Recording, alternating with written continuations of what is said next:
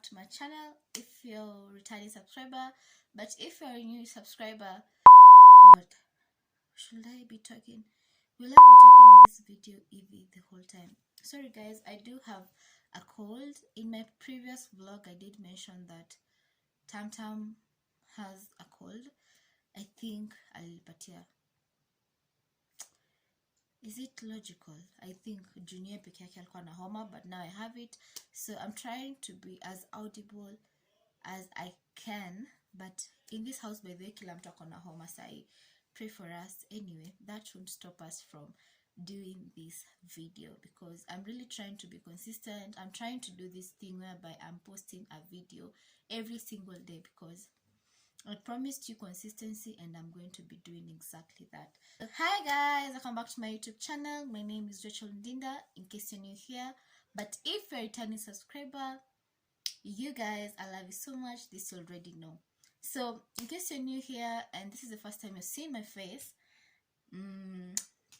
welcome to our family. Thank you for considering to join our family, and if you've not yet subscribed, please join the family. I would love to have you here as well, and I'm so sure that you're going to be loving it.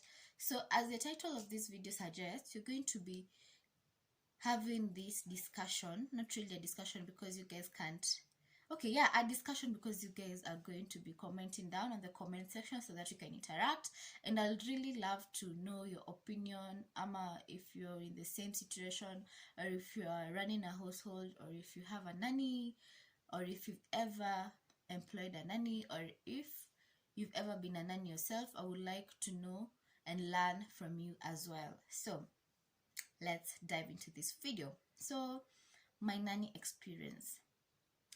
You all know that I am a mother. If you're new here, yes, I am a mother to a handsome baby boy who is currently 8 months old. Let me start by saying that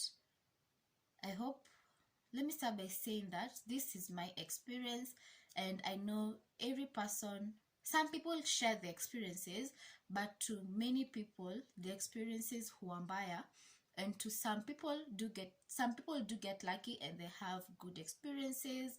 And yeah, so let me share my experience with you, and if you can relate to whatever I'm saying, please comment down below. Or even if you have a good nanny, or you've encountered good nannies ukitembelea mabeshte, or your own family, or when you were being brought up, I would really love to know. So yeah, advise me or just tell me, because I know there can be a lot of drama, but zingine zinaweza kuwa positive feedbacks and all that. So all this is going to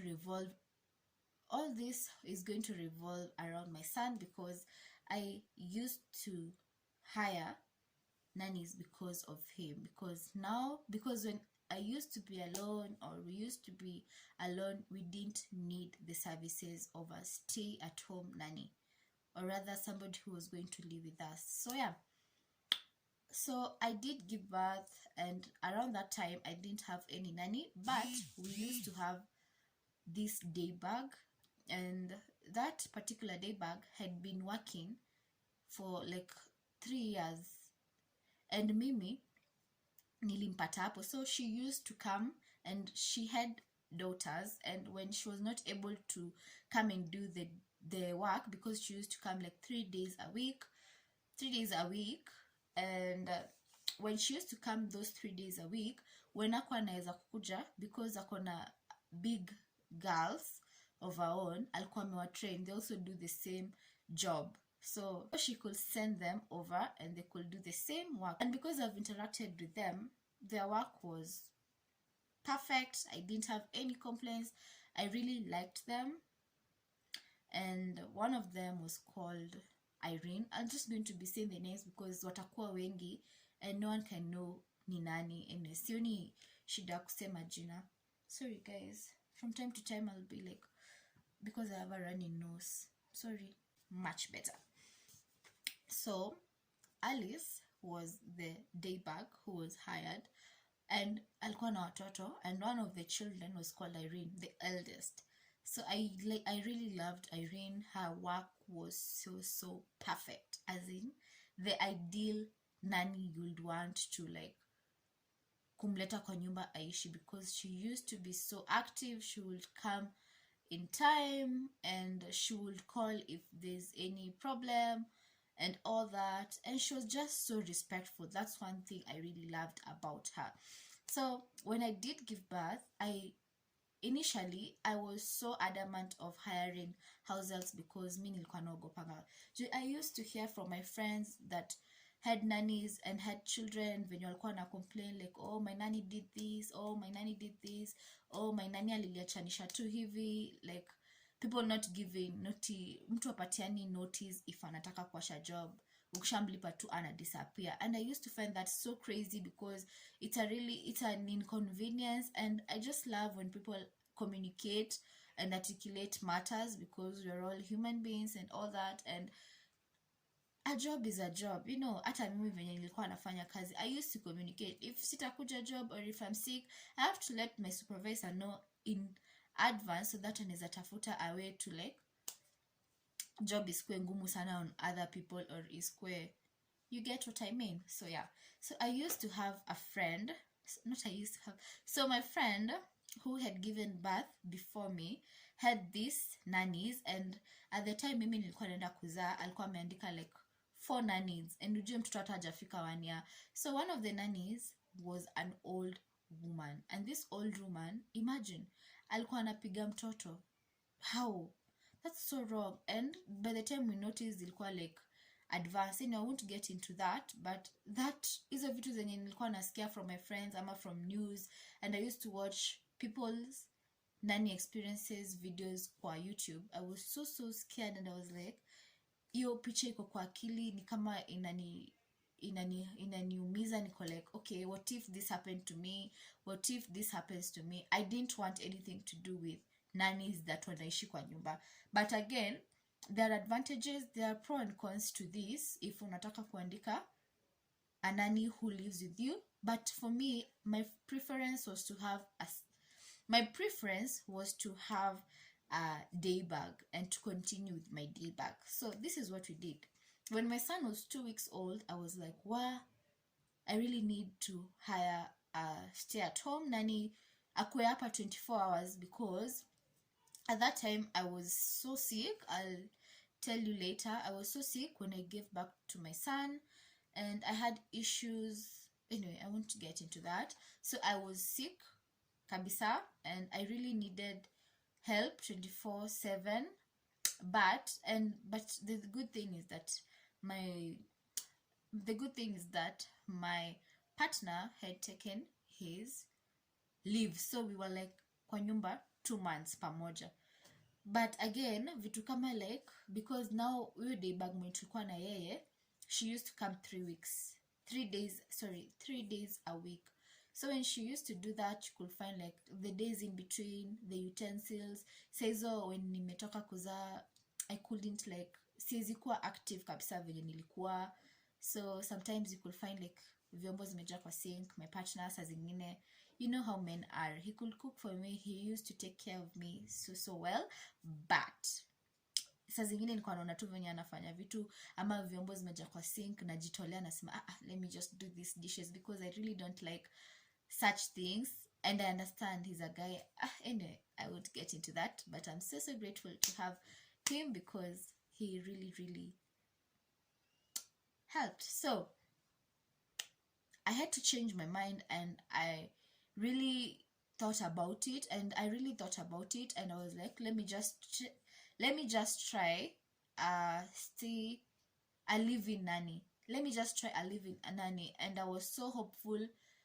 Of course, I had my fears, but I really thought that maybe I could be lucky. Juu kuna watu wengi sana wako lucky and they're living their best lives with live-in nannies. So I was just like, okay. I was so skeptical, but I was like, I really need to hire one, because the workload was ni mingi, and then now with the baby, you really have to wash the clothes like frequently and all that. As in, a live-in nanny, to be honest, makes life so easy, and things are just very convenient, because ako tu around. When you need any little help, you can just ask her, and you know, and kwa nyumba atakunanga kazi mingi. I can manage on my own, but now with a baby, you know, and my son had colic, it was just a lot zenye zilikuwa kwa nyumba, and I was just like, okay, let me just try out this living nanny. So this is how we started sourcing for one. So our first living nanny was called Brenda. So Brenda, how we got Brenda, she was outsourced with a family member. So the family member immediately, like, we got her like within 3 days of me settling my mind that I'm going to try this living nanny thing. So we got Brenda. Brenda came, she was nice. When Brenda came, that, oh no, Brenda was not brought in by a family member. No, Brenda was not brought in, sorry, nimekumbuka. Brenda was not brought in by a family member. Brenda was actually referred, sourced by now our day bag, because tuliambia day bag wetu that now, because tumeona like there's a lot of work that iko kwa nyumba, we need a living nanny. So Alice did call the brother or the relatives from their place, akaambia tutafutie nanny, and they got a nanny within 1 day. So we sent the fare. And one thing about this time, imagine ilikuwa time yenye corona imeshika, it was December 2020. So the one who, so we were given the number ya ule msee mwenye alikuwa anafaa kutuhook up na Brenda. So huyo msee akasema tumtumie fare, and they asked for 2200, and we were like, kwani gari zimekuwa too expensive? And they were like, because watu hawakai pamoja and because of this COVID protocol, so usually the fare inakuanga kitu 700 or 800. I was told that, but now ati alikuwa anasema 2200. Hatuku complain, tukatuma hiyo pesa. Later on we came to know that Brenda alikuja akasema no, I was given only 800. Tuko like, really? Because alilipiwa fare na huyo msee, na hiyo fare ilikuwa 800. That was so wrong. How can you do that to? That was wrong. You can even ask ata maybe for chai yako kando. And this guy had the audacity to call us after Brenda amefika, ako like, hello, si Brenda amefika. Brenda si amefika vizuri. Na kachai kangu ama kanyama leo nibaye. Niko like, really nigga? The audacity is the audacity for me. How will you con people? That's conning, right guys? Do you agree? That's conning. And I don't know mbona kufikiria like ata Brenda atakuja kuropokwa, hata maybe ata siangembre basi ndio asimseme. You know, that was so wrong. I was so mad, but I didn't tell the guy. We just like brushed off the idea, because kwa kiletu tuko like umekula 1,000 plus and you weren't honest. So ungetuambia tu fare ni this, obviously tunge ku tip. Okay, you see ku tip, but anyway, that's not the story for today, and that's it's just a by the way. Anyway, Brenda came, and that particular day that Brenda came, tulikuwa tumeenda hosi. My son had mild jaundice. So my son had mild jaundice, and it was such a scary time for me, because I'm this person who is, I'm really a paranoid kind of person. I'm really paranoid. Does it make sense? So tulikuwa tumeenda hosi. So by the time tunarudi, Brenda alifika kitu 12. So we got home at 3 p.m. and at that time we used to give Alice one of the keys. So of course alikuwa na key ya nyumba. So tulikuwa tumwambia they can just chill at the house, watungoje tunakuja. So that's what happened. We came, tukapata Alice, tukapata Brenda, and Alice had come with, okay, tulipata Alice ameleta Brenda kwa nyumba. So I just said hi. Brenda just looked like alikuwa tu hivi so serious and all that, but okay, mtu anaweza kuwa serious si vibaya. So we did greet her, and Alice akatuambia okay, acha niwache mjuane, aanze kazi nini. Okay, like okay, yakaenda. Tukabaki na Brenda, mimi, my partner, mtoto ni mdogo sana, ako like 3 weeks at that time. Tumekaa na Brenda, we're just asking questions. What's your name? Your former place of employment, how was it? Mbona ulitoka? Umeshaifanya kazi mali kuna mtoto mdogo hivi? Unajua kupika? What foods don't you know how to cook? And all that. Hizo vitu tu, like trying to know her little bit more. you know, because lazima ujue msee, lazima ujue jina yake. Actually you're supposed to ask for the ID and all that. Anyway, we won't get into that. So that was it for Brenda. But let me tell you guys, my experience with Brenda at first haikuwa mbaya juu she was hardworking. She used to do her work well. I won't complain about that. She was clean, she was organized, and I really liked that about her, because if msee ako disorganized, you can imagine how your house is going to be looking like. And mimi, I'm that type of person who likes her things at that napenda vitu zangu zikifanywa this particular way, and if I've placed a deco item there, I expect it to remain there. After you clean it, tunarudisha at the same exact spot. And of course lazima ukuwe msafi, because when I do my cleaning, I do it thoroughly, and I love my house spotless. That is just me. So mtu disorganized hatuwezi patana, as in tutashinda tu tukikimbizana, and I don't like that. I don't like saying something mara kama ine na kushinda nikikurudilia. Hiyo inaniudhingi sana. That's me. So when it comes to work wise, Brenda sikuwa na issues na yeye atitai, because me I'm not this person that ndakwambia ati uamke 5 am. Kwanza alikuwa anateta. And then one thing about Brenda, she used to be so talkative, which is okay, but angeongea vitu hadi uko like as in, she used to badmouth the previous employers. But it's one thing I learned about these people. Of course they're going to talk about you when they go to a new place of work, because then itakuwa story anyway. So she used to be like, wewe msichana huyo mama mwenye nilimfanyia kazi, nilitoka huko alikuwa anaamsha saa 10 am. As in ile, okay, me si agree na watu ku, like I don't believe like when you have somebody, you're supposed to treat that person like your family and all that. That's what I strive to do, because I want to treat them as my little sisters and all that, and live with them harmoniously, because it's a job, and pia mimi sitaka kuwa coerced by my employer anyway. So that's one thing. So me pongu unamkanga tu like 6:30 am, 6:30 to 7 am. And actually with Brenda CJ atamwambia atiamka this time, because I know, but there's a time she woke at 5 am the first few days, and I was like, no, uko ufai kuamka hivyo, you can just wake up 6 to 6:30 am. She was like, she was so happy. Anyway, that's not the point. So her work-wise, she was okay, but she was rude. She was very rude. You know, I think hiyo ilitokea mali, like unakutana na somebody, I think there's something about your age ama the way you look that makes you demand respect. I think jumimi ukiniona in person, I'm so short, I look so young, and yeah, she had this a huge body. Alikuwa huge, but not that much, but anakaa tu mkubwa wangu. She was tall, so I think she felt like I was young, but I don't know her reasons. But she was rude to me. One day I just caught her doing like this to me, and then me say I don't give people eye contact. And this was like 10 days later after amenifanyia kazi. I just used to sense bad vibes from her, and mimi when na feel I'm not comfortable with you, I'm just like says she now you.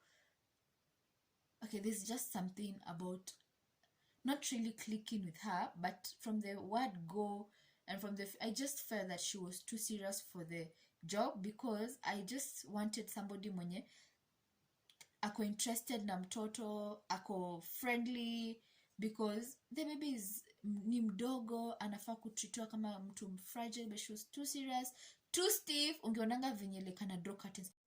So I was saying, what was I? So I was saying that she had this vibe yenye she's just not friendly. She is not like into like babies. Okay, I don't know how to put it, but hakuwa umse wa kuvibe like kubembeleza mtu. You know how people wanakuanga like so jovial and so excited for babies, ama kuwa interested na mtoto. Like she was not a baby friendly person. Okay, I don't know how to put it, and sorry if you think that I'm judging her, but that is what she, as in she was not sijui kueleza. Anyway, apart from she was rude, secondly hakuwa ule mtu wa mtoto, so I never used to give my baby to her, and actually your time I was so scared kumpatia hata mtoto. I felt like she was rough. Do I make sense? And I felt like my baby was so fragile, and he's the most precious thing, and at that time he was so little, and I just couldn't give him to somebody whom I didn't trust. Yes, so I think I didn't trust her in terms of handling the baby, because she presented herself to be this person mwenye hana ile interest ama ile sweet attitude to babies, and that to me is a no. It's a turn off to me. Na feel ni kama siwezi trust her, that siwezi trust such a person. So that was Brenda for me. And another thing, she was just rude. Adi, this time we had these visitors who came over, and there's this Sunday that we had visitors who came over. So on Sundays I do give my nannies, my helpers, or my assist. So on Sundays I do give my assistants a day off, maybe kwenda church ama kwenda to relax out of the house. So that's what I used to do from the word go, even with Brenda. So this Sunday she went out and she came back, I think at 3 p.m. and the curfew inakwanga 6 p.m. So she came in at 3 p.m. and it's okay. So akatupata tu kwa nyumba because we usually chill on Sunday. It's a family day. So when she came, we had visitors over, and they said, like, then they were like, ni kama anafura akiona watu, like akikujadi, because I prepared tea, and nikamwambia, okay, now because you're here, help me serve the tea. They were telling me later ati Brenda alikuwa ni kama anafura. Okay, I don't know if she does it unknowingly ama ni unintentional ama anaogopa. I really don't know. As in anapatiana ile attitude. I don't know why. Okay, so this is what happened. That same day, we were having conversation with this couple friend, and they had a 9-month-old baby baby boy at that time, and our son was like 3 weeks old. So we were having conversations, and the lady was telling me about her house help drama, and I was laughing, I was cracking, because sikuwa nimewahi kuwa na drama hata moja. I was just like, mimi, I hope, I'm crossing my finger that my ride will be smooth. So she was telling me, she mentioned that she had fired the previous nanny because the previous nanny was stealing from her. Mera napata manguo zake zina miss, alikuwa mchafu and all that, sijui alikuwa mslow and all that. So she was telling me about this new nanny mwenye alitafutiwa with a friend, mwenye alitafutiwa na mwenye alitafutiwa with a friend of ours, alitafutiwa na a friend of ours, and I'll quote her words, and she was saying that this particular nanny was so fat, sijui hizi nama hata chini ya kitanda, sijui hizi panguza, she was so slow and all that. She was just complaining about her new nanny, and she was like, I really have to do something about this. I'm going to fire her because I just can't live with her. I'm looking for a new nanny, her replacement. Nata kwa maliza like hata 1 week. So I was there laughing, namuza, the size, does it really matter? I think what matters ni maybe kazi. Okay, if you're somebody mwenye unapenda ule mtu mwenye ako active, very fast, mimi sita mind if mtu ako mslow, but ako msafi na okay, not that slow. Anyway, but I don't think size will matter to me. But everyone ako entitled to their own choice, because you're the one who's paying them, you're the one who's going to be living with them and tolerating their behaviors. So yeah, so we were laughing about it. It was so funny the way she put it, because she's very, very hilarious. So after the guest went, guess what? Brenda akaanza kusema, hey, no, Brenda was this person who would dandia conversations and eavesdrop. Okay, she complained, but it was just like, up to today tunacheka ngatu like, Brenda alikuwa na guts. Okay, she was just like, mbona aseme hivyo, mimi siwezi mfanyia kazi huyo, hata mimi siwezi mtafutia, hata ningekuwa na best mwenye anataka kazi, mimi siwezi hata mrifa kwake, hata ajifanyie kazi, hata ajifanyie. And she all this time tukipiga story alikuwa kitchen. How do you feel comfortable coming to discuss your bosses friends with your bosses? Aki, that is jaelewa. And then she used to badmouth her previous employers, but I think that is mostly their behavior, most of them. Anyway, that was Brenda. And let me tell you, I didn't even last a month with Brenda. And I never thought that I'll fire somebody ama kukatisha kazi ya mtu before end month, but I just had enough of her. And another thing, she used to cause a lot of damage in the house. Ameandikwa tu juzi and already alikuwa ameshaharibu home theater, and that home theater costed 4500. Ni Sony, and we had to take it to Nairobi, and 4500 just to fix juni kama alipanguza na maji. And I remember very well when I was giving her the house tour and showing her how to do things, what I used to wipe there, how I do my things and how I want my things to be done. I told her not to use water on the electronics. This is the spray you use to spray here, and this cloth and this dry cloth. And that's what I did. But this particular day tumetoka tumeenda kurudi kidogo, we are putting on the sound system and it's not working. Imagine. And it really costed us a lot. She used to break things, mara nguo za mtoto hajaandikwa hata for long. I just found that as carelessness, because you can't be repeating silly mistakes, vitu zenye unaweza avoid. Anaenda kwa hanging lines, umemuonesha these are our hanging lines, don't hang on other hanging lines. But if you have to hang on other hanging lines, you can use these ones because kuna zenye ziko na rust. Ameenda amechukua blanket ya mtoto wangu safi mpya, my baby is just 3 weeks old, ameenda ameandika for rust.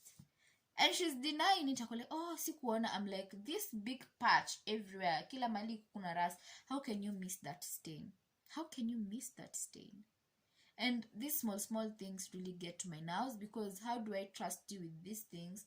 And even with my, how you handle the small things really matter how you're going to be handling, like how you're going to be trusted with other big things. Anyway, enough of Brenda. So, to cut the long story short, I didn't finish a month with Brenda. I just fired her after 12 days. I was just like, no, I've just had enough.